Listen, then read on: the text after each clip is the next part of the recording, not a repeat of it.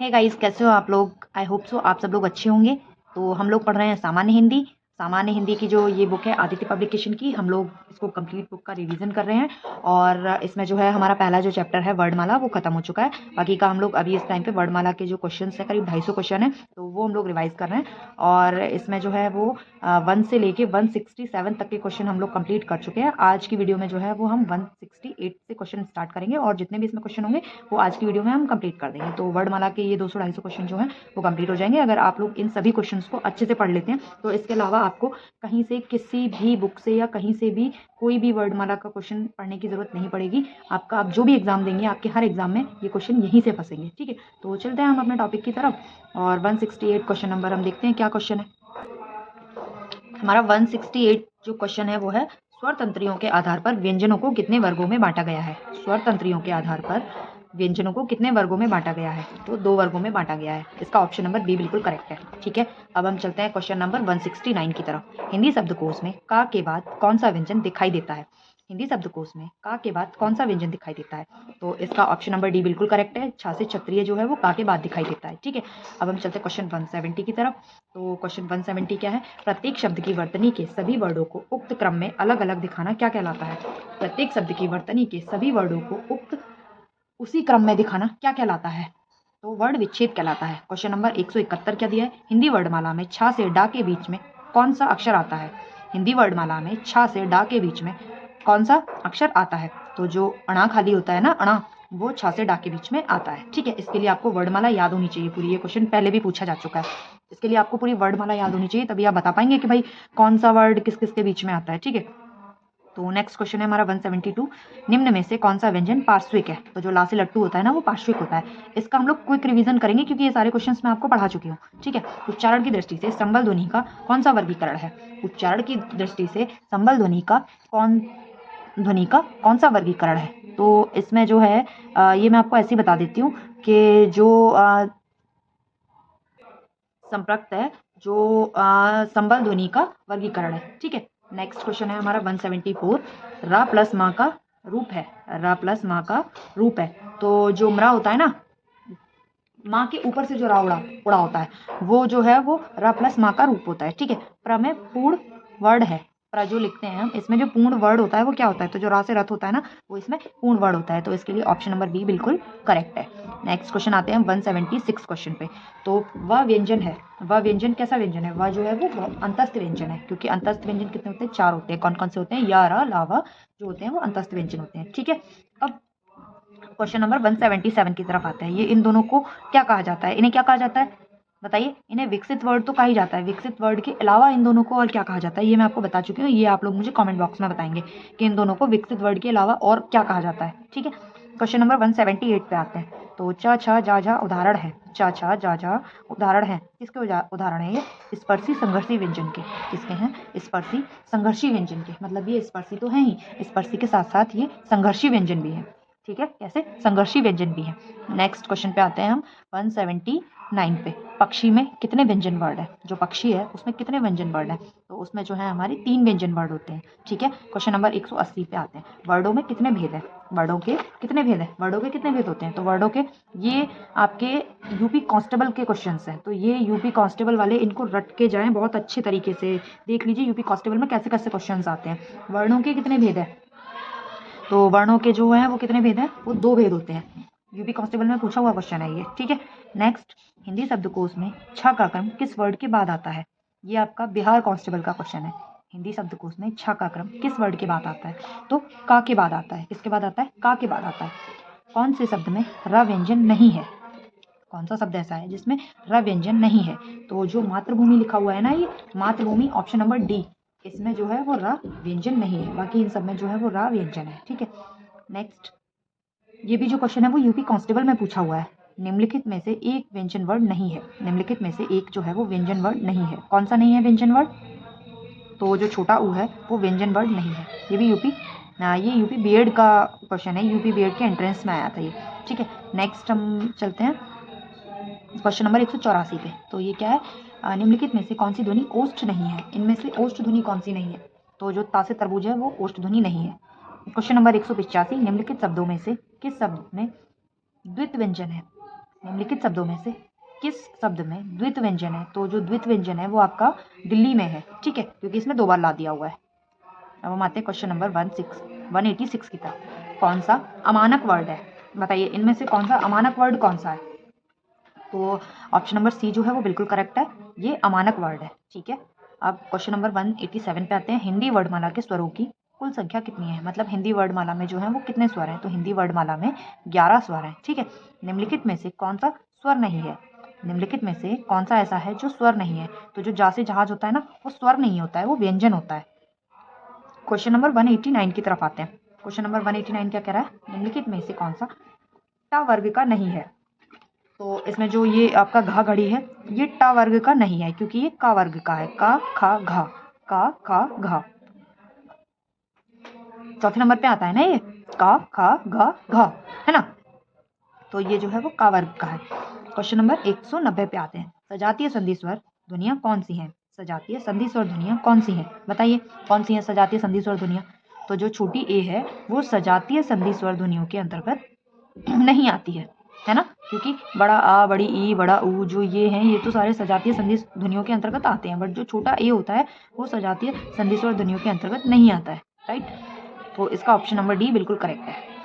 अब हम question number 191 पे चलते हैं। इनमें से कौन सा वर्ड स्वर है? इनमें से कौन सा वर्ड ऐसा है जो स्वर है? तो इनमें से जो छोटी ए है वो स्वर है, बाकी के जो है वो सारे व्यंजन है, ठीक है। क्वेश्चन नंबर 192 पे चलते हैं। निम्नलिखित में से अंतस्थ व्यंजन कौन सा है? इसमें अंतस्थ व्यंजन पूछा है, तो अंतस्थ व्यंजन बताइए इसमें से कौन सा है? तो जो या से यज्ञ है वो अंतस्थ व्यंजन है, ठीक है। अब हम आते हैं क्वेश्चन नंबर 193 पे। तो इनमें से ओ का उच्चारण स्थल कौन सा है? ओ का उच्चारण स्थल कौन सा है? ओ हम कैसे बोलते हैं? कंठ और ओष्ठ दोनों से बोलते हैं, तो जो ओ हो गया इसका उच्चारण स्थल क्या हो गया? कंठ ओष्ठ हो गया, ठीक है। Question number 194। चा और छा वर्ड का उच्चारण स्थान कौन सा है? चा और छा वर्ड का जो उच्चारण स्थान है वो कौन सा है? तो इनका जो उच्चारण स्थान है वो तालु है, मतलब ऑप्शन नंबर ए बिल्कुल करेक्ट है। अब हम चलते हैं क्वेश्चन नंबर 195 पे। तो का, गा, जा व फा ध्वनियाँ किसकी हैं? का, गा, जा व फा ध्वनियाँ किसकी हैं? अरबी फारसी की हैं। किसकी हैं? अरबी फारसी की हैं, है ना। Next question number 196। तालव्य व्यंजन है। तालव्य व्यंजन बताइए इनमें से कौन कौन से हैं? चा, छा, जा, झा जो है तालव्य व्यंजन है, ठीक है। अब हम चलते हैं नेक्स्ट क्वेश्चन पे। Question number 197। कौन सा वर्ड घोष नहीं है? कौन सा वर्ड घोष नहीं है? तो जो ता है वो घोष नहीं है ना, क्योंकि घोष की डेफिनेशन क्या होती है? प्रत्येक वर्ग का तीसरा, चौथा, पांचवा, लेकिन जो ता है वो तो वर्ग का पहला ही है। तालव्य का जो पहला वर्ड है वो ता ही है। नेक्स्ट 198 क्वेश्चन पे चलते हैं। किस शब्द में रि स्वर नहीं है? किस शब्द में रि स्वर नहीं है? तो ऑप्शन नंबर डी, आज में रि जो है वो स्वर नहीं है ना। अब हम नेक्स्ट 199 की तरफ चलते हैं। किन ध्वनियों को अनुस्वार कहा जाता है? किन ध्वनियों को अनुस्वार कहा जाता है? अनुस्वार की डेफिनेशन पूछी गई है इसमें। तो स्वर के बाद आने वाली ध्वनियाँ, जो नासिक की ध्वनियाँ होती हैं, जो स्वर के बाद आती हैं, उन्हें अनुस्वार कहा जाता है, ठीक है।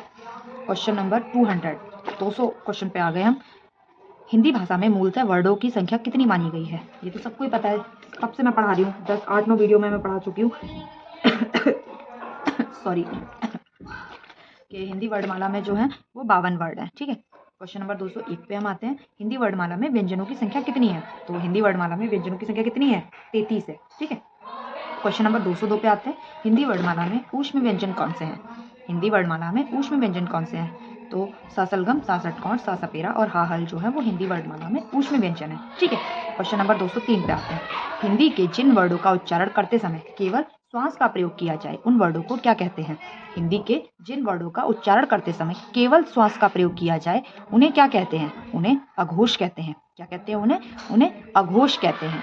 या रा लावा व्यंजनों को कहते हैं। या रा लावा व्यंजनों को क्या कहते हैं? ऑब्वियस सी बात है यार, सबको याद हो गया होगा ये तो, कि उन्हें क्या कहते हैं, क्योंकि ये तो मैं अंतस्थ ऊष्म, ये तो मैं मतलब कम से कम अब तक की वीडियोस में कम से कम 500 बार तो मैंने ही बता दिया होगा कि या रा लावा को अंतस्थ कहते हैं, है ना। Question number 205। निम्नलिखित में से कौन सा पश्च स्वर है? निम्नलिखित में से कौन सा पश्च स्वर है? तो जो बड़ा आ होता है वो पश्च स्वर होता है, ठीक है। तो जो ऑप्शन नंबर ए है वो बिल्कुल करेक्ट है। नेक्स्ट हम चलते हैं क्वेश्चन नंबर 206 की तरफ। प्रयत्न के आधार पर ला किस प्रकार की ध्वनि है? प्रयत्न के आधार पर जो ला से लट्टू है वो किस प्रकार की ध्वनि है? तो जो ला से लट्टू है ना वो पार्श्विक ध्वनि है। कैसी ध्वनि है? वो पार्श्विक ध्वनि है, ठीक है। अब हम चलते हैं क्वेश्चन नंबर 207 की तरफ। निम्नलिखित में से कौन सा वर्ड अंतस्थ नहीं है? इसमें क्या पूछा है, कौन सा अंतस्थ नहीं है, तो जो हा से हल है वो अंतस्थ नहीं है, वो ऊष्म है ना। तो इसका ऑप्शन नंबर बी बिल्कुल करेक्ट है। अब हम चलते हैं क्वेश्चन नंबर 208 की तरफ। निम्नलिखित में से अर्धस्वर कौन सा है, निम्नलिखित में से अर्धस्वर कौन सा है। तो अर्धस्वर कितने होते हैं, मैंने आपको बताया है। अर्धस्वर जो होते हैं वो 2 होते हैं। कौन कौन से होते हैं, या से यज्ञ और वा से वकील। कौन से होते हैं, या से यज्ञ और वा से वकील, ठीक है। ओके, अब हम क्वेश्चन नंबर 209 की तरफ चलते हैं। क्वेश्चन नंबर 209 क्या दिया हुआ है, निम्नलिखित में से नासिक की व्यंजन कौन सा है, बताइए नासिक की व्यंजन कौन सा है। तो जो अणा खाली होता है वो नासिक के व्यंजन होता है, ठीक है। नासिक के व्यंजन पहले तो ये बताइए कौन कौन से होते हैं, आप लोग मुझे बताएंगे कि नासिक के व्यंजन कौन कौन से होते हैं। बहुत पढ़ाया है मैंने आप लोगों को ये। तो नासिक के व्यंजन जितने भी होते हैं आप लोग सब मुझे कॉमेंट बॉक्स में बताएंगे, ठीक है। नेक्स्ट हम क्वेश्चन नंबर 210 की तरफ चलते हैं। तो क्वेश्चन नंबर 210 क्या है, छोटी ए और बड़ी ए वर्ड क्या कहलाते हैं। छोटी ए और बड़ी ए जो वर्ड है वो क्या कहलाते हैं, वो कंठ तालव्य कहलाते हैं। क्या कहलाते हैं, कंठ तालव्य कहलाते हैं। निम्नलिखित में से अघोष वर्ड कौन सा है, निम्नलिखित में से अघोष वर्ड कौन सा है। तो जो सा से सपेरा होता है वो क्या होता है, वो अघोष वर्ड होता है। अघोष वर्ड की डेफिनेशन आप लोग मुझे बताएंगे क्या होती है, क्योंकि मैं सबको बता चुकी हूँ कि अघोष वर्ड की डेफिनेशन क्या होती है, ठीक है। घ का उच्चारण स्थान कौन सा है, घ का उच्चारण स्थान कौन सा है। घ का उच्चारण स्थान जो है वो कंठ है।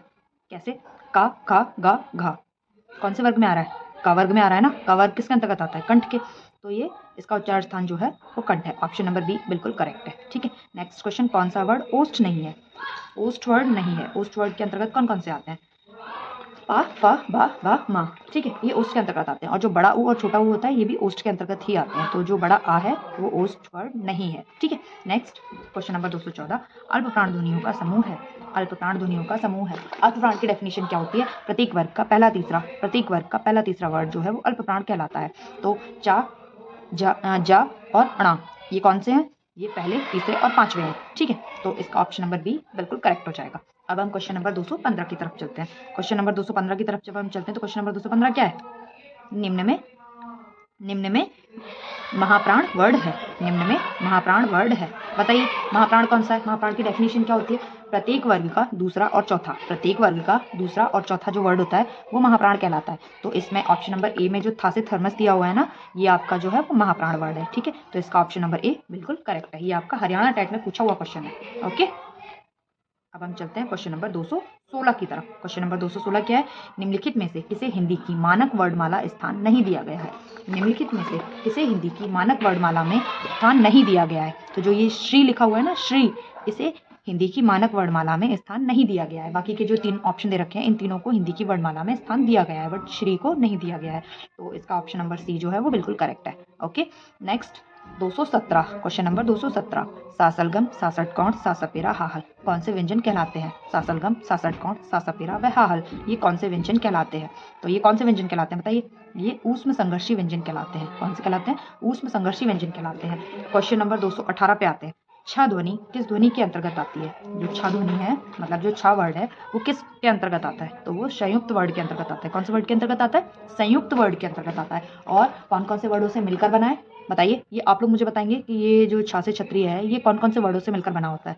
आप लोग कमेंट बॉक्स में मुझे ये बताइएगा, ठीक है। नेक्स्ट 219, क्वेश्चन नंबर 219, कौन वर्ड घोष नहीं है। कौन सा वर्ड ऐसा है जो घोष नहीं है।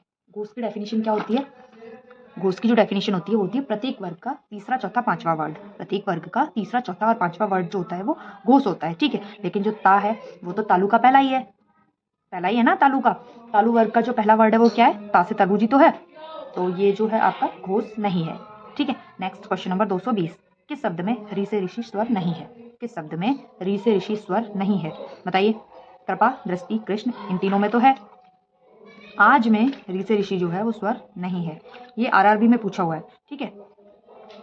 तो ऊपर भी पूछा हुआ था ये क्वेश्चन जो है ना, ये रिपीट हुआ है आरआरबी में, क्योंकि ये वाला क्वेश्चन जो है ना ऊपर भी पूछा गया है। क्वेश्चन नंबर 221, निम्नलिखित में से संयुक्त व्यंजन कौन सा है। निम्नलिखित में से संयुक्त व्यंजन कौन सा है। संयुक्त व्यंजन कितने होते हैं, 4 होते हैं ना, है ना। तो इनमें से संयुक्त व्यंजन कौन सा है, ऑप्शन नंबर बी ज्ञा से ज्ञानी जो है वो संयुक्त व्यंजन है। तो ऑप्शन नंबर बी जो है वो बिल्कुल करेक्ट आंसर है। निम्नलिखित में से कौन सा स्वर मूल स्वर नहीं है। निम्नलिखित में से कौन सा स्वर ऐसा है जो मूल स्वर नहीं है। मूल स्वर नहीं है मतलब कि किसी ना किसी से मिलकर बना हुआ है। तो जो बड़ी ए है ना वो मूल स्वर नहीं है, वो 2 स्वरों से मिलकर बना हुआ है, इसीलिए वो जो है ना बड़ी ए, इसीलिए तो इसको संयुक्त बोला जाता है, संयुक्त स्वर बोला जाता है इसको, है ना। ये मूल स्वर नहीं है, okay. Question number 223, question number 223 क्या है, यदि नीचे का ओठ पूरी तरह से काट दिया जाए, यदि नीचे का ओठ जो है वो पूरी तरह से काट दिया जाए तो किस ध्वनि के उच्चारण में कठिनाई आएगी। मतलब मान के चलो अगर हमारा नीचे का ओठ काट दिया जाता है तो कौन से वर्ग की ध्वनियाँ ऐसी हैं जिन्हें बोलने में हमें कठिनाई हुई, बताइए। ओष्ठ वर्ग की। कौन से वर्ग की? ओष्ठ वर्ग की। अगर हमारा ओठ ही नहीं होगा तो हम कैसे बोलेंगे? तो इसमें ओष्ठ वर्ग के अंतर्गत आने वाला कौन सा वर्ड दिया है? बासे बकरी। बासे बकरी ओष्ठ के अंदर आता था ना, पा फा बा भा, है ना। तो जो बासे बकरी है उसे बोलने में कठिनाई महसूस होगी, तो इसका ऑप्शन नंबर बी बिल्कुल करेक्ट है। अब हम चलते हैं क्वेश्चन नंबर 224 पे। तो क्वेश्चन नंबर 224 क्या है? स्वर सहित राग का प्रयोग हुआ है। स्वर सहित राग का प्रयोग हुआ है, बताइए कहाँ पे हुआ है? स्वर सहित राग का प्रयोग कहाँ पे हुआ है? पुनर्निर्माण में। कहाँ हुआ है? पुनर्निर्माण में। बाकी ट्रक में, त्राटक में एवं शत्रु में नहीं हुआ है, लेकिन पुनर्निर्माण में स्वर सहित राग का प्रयोग हुआ है। ठीक है, तो इसका ऑप्शन नंबर बी बिल्कुल करेक्ट है। अब हम चलते हैं क्वेश्चन नंबर 225 पे, जो कि यूजीसी नेट में पूछा है। किसमें पूछा है? यूजीसी नेट में पूछा है। किस शब्द में स्वर रहित पंचम वर्ड के स्थान पर अनुस्वार का प्रयोग किया जाता है? किस शब्द में, ऐसा कौन सा शब्द है जिसमें स्वर रहित पंचम वर्ड के स्थान पर, स्वर रहित पंचम वर्ड के स्थान पर अनुस्वार का प्रयोग किया जाता है, बताइए। तो अत्यंत में। किस में किया जाता है? अत्यंत में। ना अन्याय में किया जाता है, ना सम्मान में किया जाता है, ना अक्षुण्य में किया जाता है। किस में किया जाता है? अत्यंत में किया जाता है। ठीक है, तो ये जो है वो हमारे वर्डमाला के 225 क्वेश्चन जो है वो कंप्लीट हो चुके हैं। हमने पूरा वर्डमाला चैप्टर कंप्लीट बिल्कुल फिनिश कर लिया है, उसकी हमने प्रैक्टिस भी कर ली है। अगर ये आई थिंक 9-10 वीडियो तो शायद हो ही गई होंगी। तो अगर आप इन 10 वीडियोस को पूरा अच्छे से देख लेते हैं ना, एक बार, 2 बार, 3 बार अगर ढंग से इनका रिवीजन कर लेते हैं, तो आपको वर्डमाला कहीं और से पढ़ने की ज़रूरत ही नहीं पड़ेगी, चाहे फिर वो आपका कोई भी एग्ज़ाम हो। हर एग्ज़ाम का मैंने आपको यहाँ पे क्वेश्चन करवाया है।